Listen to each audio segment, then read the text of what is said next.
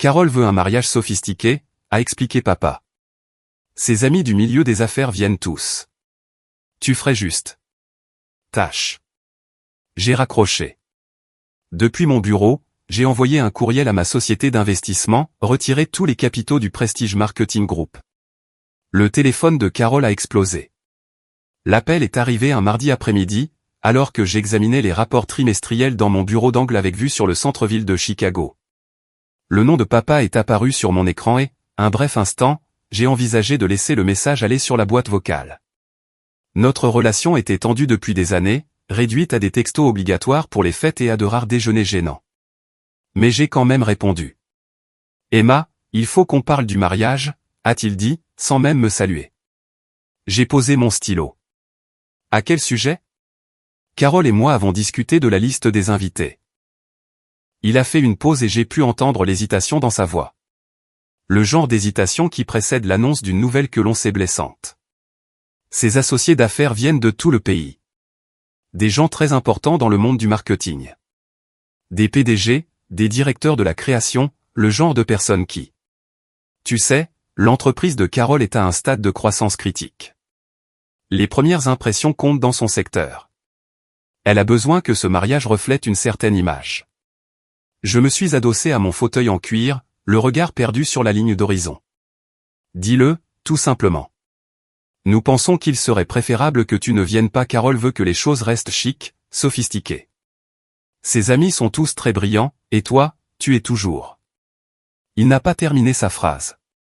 Toujours quoi? Tu sais ce que je veux dire, Emma. Tu as 32 ans et tu loues un appartement.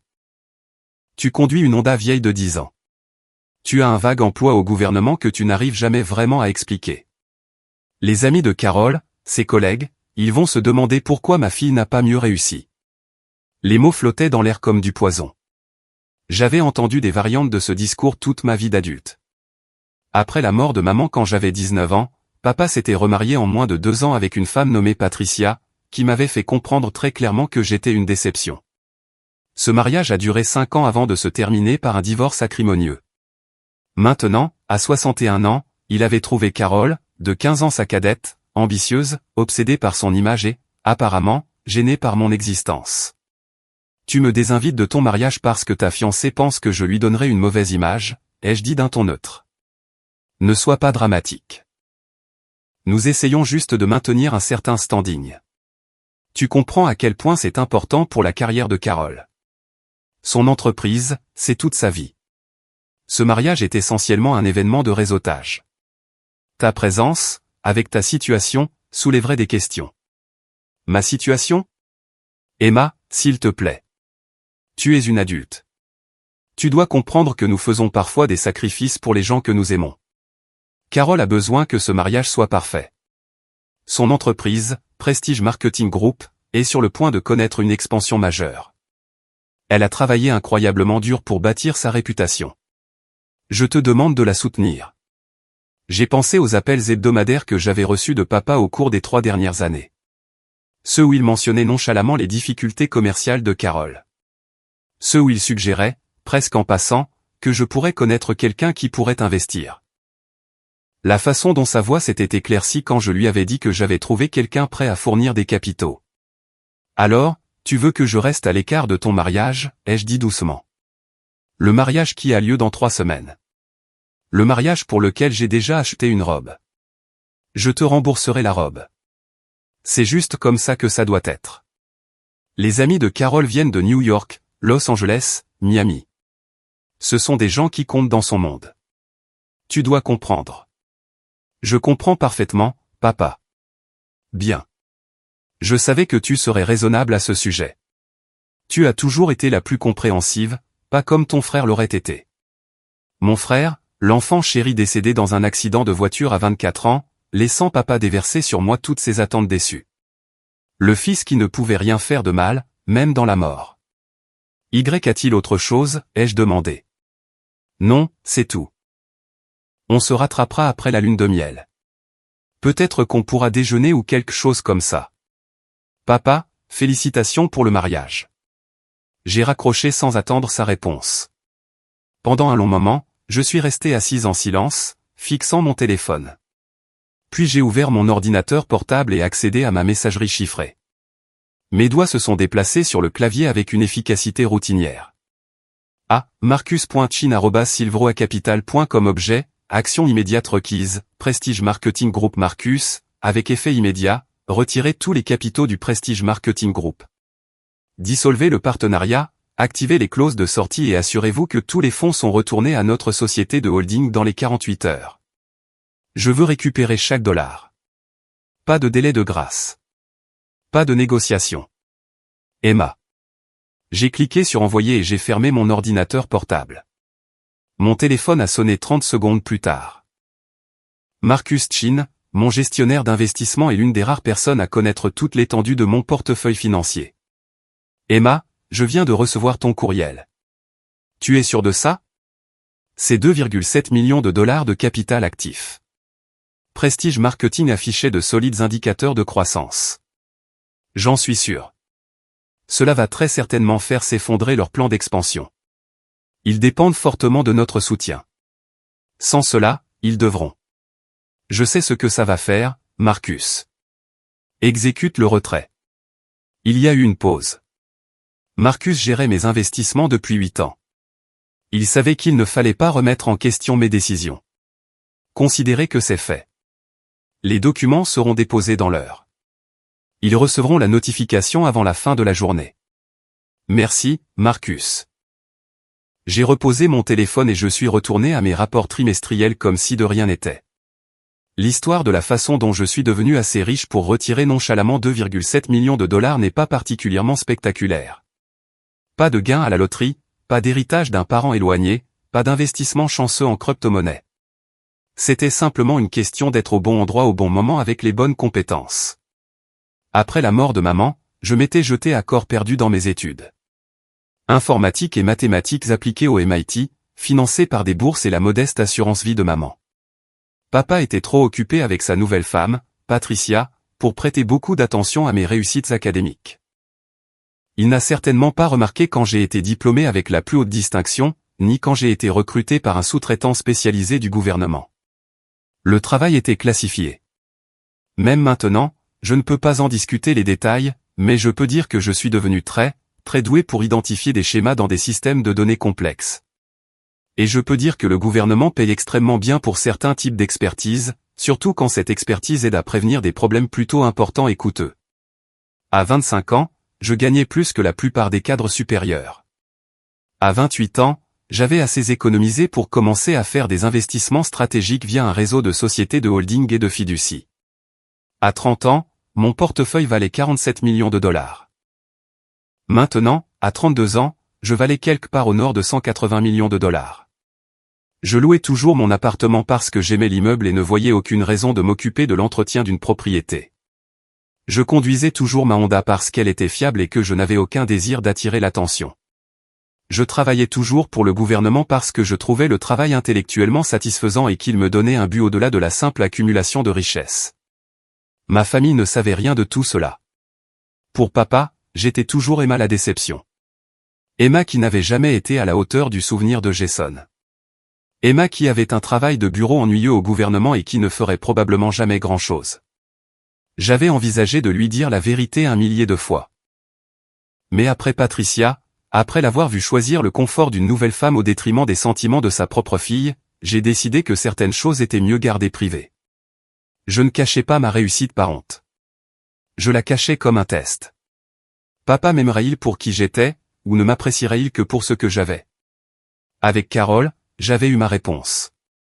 Il y a 3 ans, quand papa avait commencé à sortir avec elle, il était pratiquement euphorique.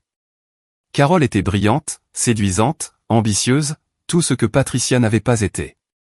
Il nous avait présenté lors d'un dîner inconfortable où Carole avait passé la majeure partie de la soirée à citer les noms de ses clients et à discuter de la trajectoire de croissance de son entreprise.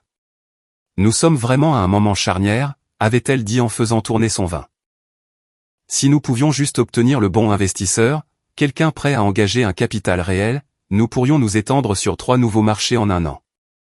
Elle m'avait regardé avec attente, comme si je pouvais soudainement sortir un ami riche de mon sac à main. Ça a l'air passionnant, avais-je dit d'un ton plat. Papa avait sauté sur l'occasion. Emma, tu travailles dans les contrats gouvernementaux, n'est-ce pas? Tu ne rencontres jamais de gens qui ont de l'argent? Le genre qui pourrait être intéressé à investir. J'avais pris une gorgée d'eau. Je connais peut-être quelqu'un.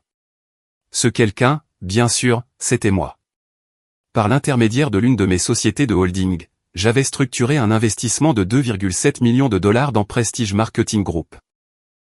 Les conditions étaient favorables à Carole, généreuse même, faible taux d'intérêt, modalité de remboursement flexible, exigence de surveillance minimale. Papa avait été ravi quand je lui avais dit que j'avais trouvé un investisseur prêt à soutenir l'expansion de Carole. Il m'avait serré dans ses bras pour la première fois depuis des années. Carole avait été effusive dans sa gratitude, bien qu'elle n'ait jamais pris la peine de poser trop de questions sur l'origine de l'argent. L'investissement avait été rentable. Carole était douée dans son domaine, même si elle était insupportable en tant que personne. Prestige Marketing avait considérablement grandi au cours des 3 dernières années, ouvrant des bureaux dans 2 nouvelles villes et doublant sa clientèle.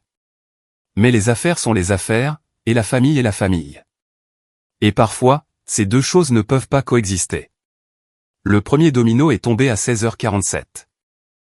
Mon téléphone a vibré avec un texto de papa. Emma, as-tu dit quelque chose à l'investisseur de Carole? Elle vient de recevoir un appel et elle perd la tête. Je n'ai pas répondu.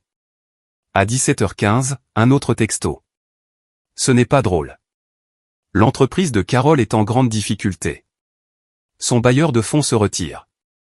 Sais-tu quelque chose à ce sujet? J'ai mis sa conversation en sourdine. À 18h30, le téléphone de mon bureau a sonné. Je n'ai pas reconnu le numéro, mais j'ai quand même répondu. Emma Anderson.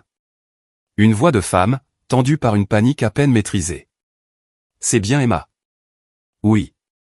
C'est Carole Westfield, la fiancée de votre père. Il faut qu'on parle, maintenant. À propos de quoi? Ne jouez pas à ce petit jeu avec moi. Mon directeur financier vient de recevoir un avis indiquant que notre principal investisseur retire 2,7 millions de dollars de capital actif. Avec effet immédiat.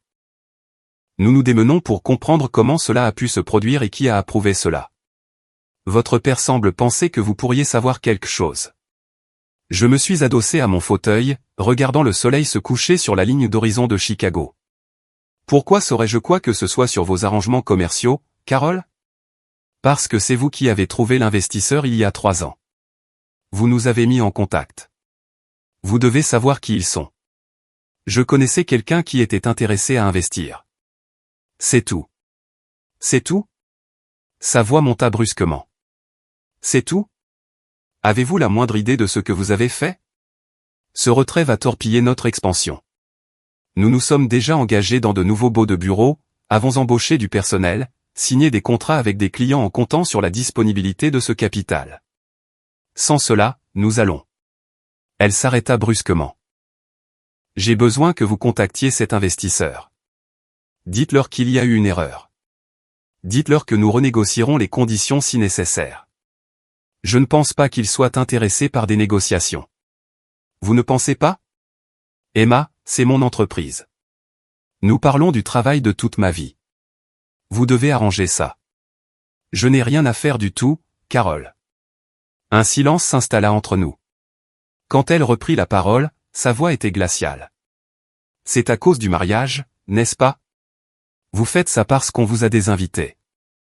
C'est une théorie intéressante. Espèce de petite peste mesquine et vindicative, elle se reprit. Votre père avait raison à votre sujet. Il a dit que vous n'aviez jamais rien accompli et maintenant je vois pourquoi. Vous démolissez les autres parce que vous ne pouvez rien construire vous-même. J'ai souri, bien qu'elle ne puisse pas le voir. Y a-t-il autre chose, Carole? Vous allez le regretter. Quand mon avocat découvrira qui est cet investisseur, quand nous remonterons la trace de ses fonds, vous souhaiterez ne jamais. J'ai raccroché. Mon téléphone a immédiatement recommencé à sonner. Le numéro de papa. Je l'ai laissé aller sur la boîte vocale. Puis le numéro de Carole. Boîte vocale. Papa de nouveau. Boîte vocale. Finalement, j'ai éteint mon téléphone, j'ai rangé ma mallette et je suis rentré chez moi. Les messages vocaux se sont accumulés pendant la nuit. Le matin, j'avais 17 messages. Je les ai écoutés en buvant mon café dans mon appartement, chacun plus désespéré que le précédent. Le premier message de papa, Emma, s'il te plaît, rappelle-moi. Carole est hors d'elle. Quoi qu'il se passe avec son investisseur, nous devons trouver une solution. Elle parle de reporter le mariage. Son troisième message, je ne comprends pas ce qui se passe. L'avocat de Carole dit que l'investissement a été structuré par une société appelée Silver Oak Capital Management. Ce nom ne me dit rien. Emma, si tu connais ces gens, s'il te plaît, aide-nous. Son septième message, Carole m'a montré l'avis de retrait. Il est signé par un certain Marcus Chin. Le connais-tu? Emma, s'il te plaît. Je t'en supplie. Ce mariage est dans 3 semaines. L'entreprise de Carole s'effondre. J'ai besoin que tu m'aides à arranger ça. Son 15e message, horodaté à 2h47 du matin, je sais que tu es en colère à propos de l'invitation au mariage. Je comprends, mais c'est plus important que ça. Carole a travaillé toute sa vie d'adulte pour bâtir cette entreprise. Tu ne peux pas la laisser s'effondrer à cause d'un désaccord familial. Ce n'est pas toi. J'ai effacé tous les messages et je suis allé travailler. Les 2 jours suivants se sont écoulés dans un flot de tentatives de contact de plus en plus frénétiques. Papa s'est présenté à mon immeuble, mais le portier l'a renvoyé lorsque je lui ai indiqué que je ne recevais pas de visiteurs. Carole a essayé de me joindre par mon courriel professionnel, que j'ai bloqué. La sœur de papa, ma tante Michel, m'a appelé pour me faire la leçon sur la loyauté familiale. Je ne sais pas ce qui se passe entre toi et ton père, a-t-elle dit. Mais Carole est une victime collatérale ici. Son entreprise ne mérite pas d'être détruite à cause d'une querelle de famille. Je suis d'accord, ai-je dit. Les entreprises ne devraient pas être détruites à cause de problèmes familiaux. Les gens ne devraient pas non plus être des invités de mariage parce qu'ils sont considérés comme une source d'embarras. Attends, ils t'ont désinvité du mariage? Demande à papa. J'ai raccroché. Au 4e jour, l'histoire s'était apparemment répandue dans toute la famille. Mon téléphone s'est illuminé d'appels de parents à qui je n'avais pas parlé depuis des années, tous voulant savoir ce qui s'était passé et pourquoi je sabotais l'entreprise de Carole. L'ironie ne m'a pas échappé. Pendant des années, aucun d'entre eux ne s'était soucié de ma vie, de mes réussites ou de mes sentiments. Maintenant, soudainement, j'étais assez importante pour mériter une intervention familiale. Le 5e jour, tout a changé. J'étais en réunion avec mon équipe gouvernementale quand mon téléphone portable personnel a vibré avec un texto de Marcus. Ton père et Carole viennent d'arriver au bureau de Silver Oak. La sécurité les a dans le hall. Ils exigent de rencontrer l'investisseur principal de Prestige Marketing Group. Qu'est-ce que tu veux que je fasse? Je me suis excusé de la réunion et je l'ai appelé. Comment ont-ils trouvé le bureau? Ai-je demandé. L'avis de retrait avait notre adresse professionnelle. Ils ont engagé un détective privé qui a retracé la structure des LLC. Ils menacent d'intenter une action en justice si nous ne les rencontrons pas, j'ai regardé ma montre. 14h30, je serai là dans 20 minutes. Ne fais rien avant mon arrivée. Tu viens ici? Il est temps d'en finir, Marcus. J'ai attrapé ma mallette et j'ai quitté le bâtiment. Silver Oak Capital Management occupait le 42e étage d'une tour de verre dans le quartier financier de Chicago. Les bureaux étaient sobres mais élégants. Bois sombre, meubles en cuir, baies vitrées allant du sol au plafond avec vue sur le lac Michigan. C'était le genre d'endroit qui murmurait l'argent plutôt que de le crier. Quand je suis sorti de l'ascenseur, j'ai entendu la voix de Carole résonner dans le hall en marbre. C'est absurde. Vous ne pouvez pas simplement refuser de nous rencontrer. Nous avons une relation contractuelle avec votre cabinet. Nous avons des droits. Le garde de sécurité se tenait impassible près du bureau de la réception. Madame, comme je l'ai expliqué, personne de notre équipe d'investissement n'est disponible sans rendez-vous. Alors, obtenez-nous un rendez-vous. Aujourd'hui. Tout de suite. Papa se tenait à côté d'elle, l'air plus vieux et plus fatigué que je ne l'avais jamais vu. Il portait un costume légèrement froissé et sa cravate était de travers. Il m'a remarqué avant Carole. Emma, il a cligné des yeux, confus. Qu'est-ce que tu fais ici? Carole s'est retournée brusquement. Tu nous as suivis? Comment as-tu? Je travaille ici, ai-je dit simplement. Le hall est devenu silencieux. Tu travailles ici, a répété papa lentement. Dans une société d'investissement? Pas exactement. Je me suis tourné vers le garde de sécurité. Merci, David. Je m'en occupe à partir de maintenant. Je suis passé devant eux en direction de la porte sécurisée qui menait aux bureaux principaux. J'ai posé ma paume sur le scanner biométrique et la serrure s'est désengagée avec un léger déclic. Emma, attends, a dit papa. Je ne comprends pas. Qu'est-ce que c'est que cet endroit? Pourquoi es-tu? J'ai tenu la porte ouverte. Voulez-vous entrer pour discuter ou préférez-vous continuer à crier dans le hall? Ils m'ont suivi à travers la porte, le long d'un couloir bordé de bureaux jusqu'à la suite d'angle au bout. La plaque nominative à côté de la porte indiquait « Emma J. Anderson, associé principal ». Carole l'a vu en premier. Son visage est devenu blanc. Ça ne peut pas être. J'ai déverrouillé la porte et leur ai fait signe d'entrée. Mon bureau était plus grand que mon appartement. Un mur était entièrement vitré, offrant une vue imprenable sur la ligne d'horizon de Chicago et le lac Michigan au-delà. Les autres murs étaient ornés de diplômes encadrés. Mes diplômes du MIT, plusieurs distinctions d'agences gouvernementales avec des parties expurgées pour des raisons de sécurité, et un article de Forbes, 31h30, d'il y a 2 ans que papa n'avait apparemment jamais vu.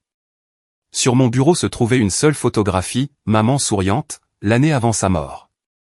Papa se tenait sur le seuil, abasourdi. Emma. Je ne comprends pas, asseyez-vous, papa. Toi aussi, Carole. Ils se sont affalés sur les chaises en face de mon bureau comme des somnambules. Je suis resté debout, ma silhouette se découpant sur la fenêtre. Il y a 3 ans, ai-je commencé, papa a mentionné que Carole avait besoin d'un investisseur pour l'expansion de son entreprise. J'ai accepté d'aider, par l'intermédiaire de ce cabinet, via une structure de LLC et de société de holding. J'ai personnellement investi 2,7 millions de dollars dans Prestige Marketing Group. La bouche de Carole s'est ouverte, mais aucun son n'en est sorti. Les conditions étaient généreuses. Intérêt minimal, remboursement flexible, presque aucune surveillance opérationnelle. Je voulais que l'entreprise réussisse. Je voulais que tu sois heureux, papa. Toi. Il a secoué la tête. Mais comment? Tu es une employée du gouvernement. Tu conduis une Honda. Tu loues un appartement. Où aurais-tu trouvé 2,7 millions de dollars? Je fais du travail de consultation spécialisé depuis l'âge de 23 ans. Mes compétences particulières sont précieuses pour certaines agences. Très précieuses. Au fil des ans, j'ai investi judicieusement. Ce cabinet gère mon portefeuille ainsi que plusieurs autres. Actifs sous gestion actuelle, environ 180 millions de dollars. Ma valeur nette personnelle est dans la même fourchette. Le silence qui a suivi était absolu. Carole a trouvé sa voix la première. Vous mentez. C'est une sorte d'arnaque. Vous ne valez pas 180 millions de dollars. C'est impossible. J'ai ouvert un tiroir de bureau et j'en ai sorti un portefeuille en cuir. J'en ai extrait plusieurs documents et je les ai posés sur le bureau. Relevé bancaire de 3 institutions différentes. Résumé d'investissement. Titre de propriété. Oui, au pluriel. Je possède 4 propriétés dans 3 États que je loue. Portefeuille d'actions. Résumé de contrats gouvernementaux, expurgés pour classification mais montrant les montants des paiements. Papa a tendu une main tremblante vers les papiers. Ses yeux parcouraient les chiffres, incrédules. C'est réel, a-t-il murmuré. C'est vraiment réel. C'est réel, papa. Mais pourquoi ne l'as-tu pas, pourquoi ne me l'as-tu jamais dit? Parce que je voulais savoir si tu m'aimerais pour qui j'étais, pas pour ce que j'avais. J'ai croisé son regard. Et j'ai eu ma réponse mardi, quand tu as appelé pour me désinviter de ton mariage. Les mots ont atterri comme un coup physique. Papa a tressailli. Emma, ce n'était pas. Je ne le pensais pas comme ça. Tu as dit que Carole voulait que les choses restent chic, que ses amis du milieu des affaires se demanderaient pourquoi ta fille n'avait pas mieux réussi. Tu as dit que je soulèverais des questions à cause de ma situation. J'essayais de protéger la réputation de Carole. Son entreprise était tout pour elle. Son entreprise, que je finançais. Ma voix est restée calme, mais chaque mot était précis, chirurgical. L'entreprise qui n'existerait pas dans sa forme actuelle sans mon argent. L'expansion à Atlanta et Denver. Mon capital. Les rénovations des nouveaux bureaux. Mon capital. La campagne marketing qui a attiré 3 clients du Fortune 500. Mon capital. Carole était passée du blanc au gris. Vous ne pouvez pas retirer cet investissement. Nous avons un contrat. Nous avons des droits.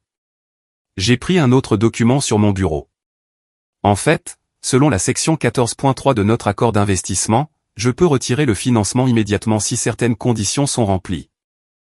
Plus précisément, s'il y a un changement substantiel dans la relation commerciale ou si je détermine que la poursuite de l'investissement ne correspond plus à la stratégie de mon portefeuille. C'est une technicité, a sèchement répliqué Carole. Aucun tribunal ne. N'importe quel tribunal le maintiendrait. Mes avocats ont rédigé ce contrat. Vos avocats l'ont signé. Vous étiez tellement excité d'obtenir le financement que vous avez à peine lu les termes. Papa s'est levé brusquement. Emma, s'il te plaît. Parlons de ça rationnellement. L'invitation au mariage, nous pouvons changer ça. Tu peux venir. Bien sûr que tu peux venir. Je ne veux plus venir, papa. Alors, que veux-tu? De l'argent? Nous pouvons te rembourser l'investissement avec le temps. Nous allons restructurer, nous allons. Je ne veux pas de ton argent. Je me suis approché de la fenêtre, regardant la ville. Je voulais un père qui m'apprécie. Je voulais être invité à son mariage, non pas parce que je suis secrètement riche, mais parce que je suis sa fille. Je voulais compter. Tu comptes. La voix de papa s'est brisée. Emma, tu as toujours compté. Je me suis retourné pour lui faire face. Vraiment? Quand est-ce que tu as appelé pour la dernière fois juste pour savoir comment j'allais? Quand est-ce que tu as posé des questions sur ma vie, mon travail, mon bonheur pour la dernière fois? Tu n'as appelé que lorsque tu avais besoin de quelque chose. Quand Carole avait besoin d'un investisseur. Quand tu voulais des conseils sur le règlement du divorce de Patricia. Quand tu avais besoin de quelqu'un pour écouter tes problèmes. Ce n'est pas juste. J'ai dû faire face à beaucoup de choses. Le divorce, reconstruire ma vie, trouver Carole. Et moi, j'ai bâti un empire, seul. Les mots sont sortis plus durs que je ne l'avais prévu. Sais-tu ce que c'est que de réaliser quelque chose de remarquable et de n'avoir personne avec qui le partager? De gagner ton premier million et de réaliser que le dire à ton seul parent vivant ne ferait que le pousser à te voir différemment. Pas en mieux, juste différemment. Tu aurais dû me le dire, a dit papa doucement. Je suis ton père. Je méritais de le savoir. Vraiment? Est-ce que ça aurait changé quelque chose? Serais-tu soudainement devenu intéressé par ma vie?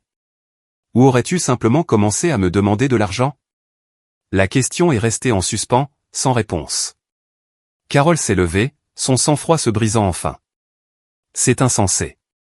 Vous punissez toute une entreprise. Des gens qui dépendent de leur emploi parce que vos sentiments ont été blessés. Je retire mon investissement d'une entreprise dont la propriétaire me considère publiquement comme une source d'embarras. Ce n'est pas une punition.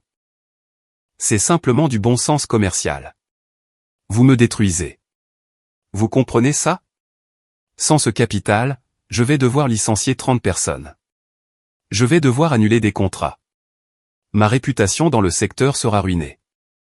Votre réputation était plus importante que mes sentiments lorsque vous avez décidé que je n'étais pas assez chic pour votre mariage, ai-je dit calmement. J'applique simplement la même logique. Emma, s'il te plaît. Papa s'est avancé vers moi. Je sais que j'ai été un père terrible. Je sais que je t'ai laissé tomber plus de fois que je ne peux le compter, mais ne fais pas ça à Carole. Elle ne mérite pas ça. Est-ce que je méritais d'être des invités du mariage de mon père? Non. Non, tu ne le méritais pas. Tu méritais mieux. Tu as toujours mérité mieux, et je t'ai abandonné. Des larmes coulaient maintenant sur son visage. Après la mort de ta mère, je me suis effondré. Je le sais. J'étais tellement perdu dans mon propre chagrin que j'ai oublié que tu étais en deuil, toi aussi.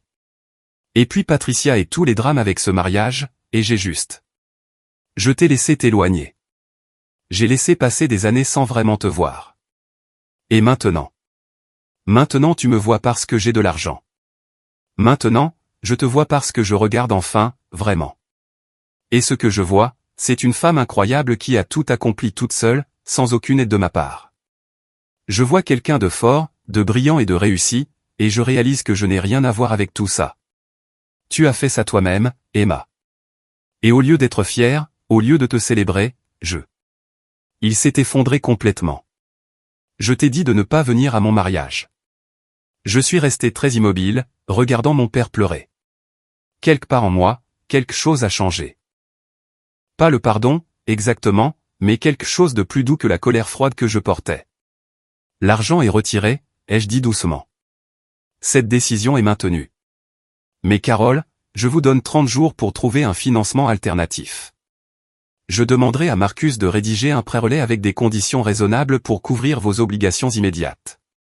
Après 30 jours, vous serez seul. Carole s'est affaissée de soulagement. Merci. Merci. Je ne fais pas ça pour vous. Je le fais pour vos employés qui ne méritent pas de souffrir à cause de cette situation. Je me suis tourné vers papa. Quant au mariage, je pensais ce que j'ai dit. Je ne viendrai pas, je comprends. Il a essuyé ses yeux. Emma, je sais que je ne peux pas tout réparer avec une seule conversation, mais je veux essayer. Je veux être un vrai père pour toi, si tu me le permets. Ça va prendre du temps, papa. Beaucoup de temps. Je sais. J'attendrai aussi longtemps qu'il le faudra. Ils ont quitté mon bureau 20 minutes plus tard avec une reconnaissance de dette pour un pré-relais et le nom de 3 investisseurs alternatifs potentiels que Marcus avait identifiés. L'entreprise de Carole survivrait, même s'il lui faudrait des années pour retrouver la même trajectoire de croissance. Le mariage a été reporté. Papa l'a annulé complètement 2 semaines plus tard. Ça ne me semblait pas juste, m'a-t-il dit dans un message vocal. Se marier alors que ma relation avec ma fille est brisée. Carole a compris. Nous sommes toujours fiancés, mais nous attendons, nous prenons le temps de régler les choses. Tante Michel a appelé pour s'excuser. Apparemment, papa avait raconté à toute la famille ce qui s'était passé. Plusieurs autres parents m'ont contacté, certains pour s'excuser, d'autres simplement curieux de ma réussite. J'ai ignoré la plupart d'entre eux. 3 mois plus tard, papa a commencé à se présenter devant mon immeuble tous les dimanches matins avec du café et des bagels. Il n'est jamais monté, n'a jamais insisté. Il restait juste dans le hall jusqu'à ce que je descende, me tendait un café et me demandait si je voulais faire une promenade. Les 2 premiers dimanches, j'ai pris le café et je suis remonté sans un mot. Le 3e dimanche, j'ai marché avec lui pendant 10 minutes. Le 4e dimanche, nous avons marché pendant une demi-heure et parlé de maman. Vraiment parlé, pour la première fois depuis sa mort. Au 6e dimanche, c'était devenu une routine. Cela fait maintenant 8 mois. Papa et moi prenons un café tous les dimanches. Nous parlons de travail. Il comprend enfin ce que je fais, ou du moins autant que je peux lui en dire, compte tenu des classifications. Nous parlons de maman et de Jason et de toutes les années que nous avons perdues. Nous parlons de Carole, qui a rompu leur fiançailles après avoir réalisé que les priorités de papa avaient changé. Elle a dit que je te choisissais plutôt qu'elle, m'a dit papa un dimanche, et elle avait raison. C'est ce que je faisais. J'aurais dû te choisir il y a 13 ans. Nous ne sommes pas guéris. 13 ans de distance et de déception ne peuvent pas être effacés en 8 mois, mais nous essayons. C'est déjà quelque chose. La semaine dernière, papa m'a demandé si je voulais dîner avec lui le jour de ce qui aurait été l'anniversaire de maman. Nous sommes allés à son restaurant préféré, celui qui avait fermé il y a des années et rouvert sous une nouvelle direction. Nous avons commandé son plat préféré, raconté des histoires, ri et pleuré. À la fin de la soirée, alors que nous étions devant le restaurant, papa m'a serré dans ses bras. Une vraie étreinte, forte et longue, le genre que je n'avais pas eu depuis que j'étais enfant. Je suis si fier de toi, Emma, a-t-il murmuré. Ta mère serait si fière. Je suis désolé d'avoir mis si longtemps à le dire. Je l'ai serré en retour. Je sais, papa. Je sais. Je loue toujours mon appartement. Je conduis toujours ma Honda. Je travaille toujours pour le gouvernement. Mais maintenant, quand papa appelle, ce n'est pas parce qu'il a besoin de quelque chose. C'est juste pour parler, pour me demander comment s'est passée ma journée, pour me raconter la sienne. Le mois dernier, il m'a demandé si j'accepterais de rencontrer quelqu'un qu'il avait commencé à voir. Elle s'appelle Linda. C'est une enseignante à la retraite. Pas d'empire commercial, pas d'arrivisme social, juste une femme gentille qui me fait rire. J'aimerais que tu la rencontres. Seulement si tu es à l'aise. J'ai rencontré Linda la semaine dernière. Elle ne ressemble en rien à Patricia ou Carole. Elle m'a posé des questions sur mon travail, a écouté quand j'ai répondu, et ne m'a pas une seule fois traité comme une déception ou un distributeur de billets. Quand papa a mentionné que j'étais allé au MIT, elle a souri et a dit « Vous devez tenir votre intelligence de votre mère. Votre père est brillant à sa manière, mais il serait incapable de programmer un micro-ondes. » Papa a ri. Un vrai rire. Le genre que je n'avais pas entendu depuis avant la mort de maman. J'apprends encore à lui faire confiance. Certaines blessures mettent des années à guérir, et certaines cicatrices ne s'effacent jamais complètement. Mais chaque dimanche matin, quand je le vois attendre dans mon hall avec du café et cette expression pleine d'espoir sur son visage, je me souviens que les gens peuvent changer. Parfois, il leur faut juste la bonne motivation.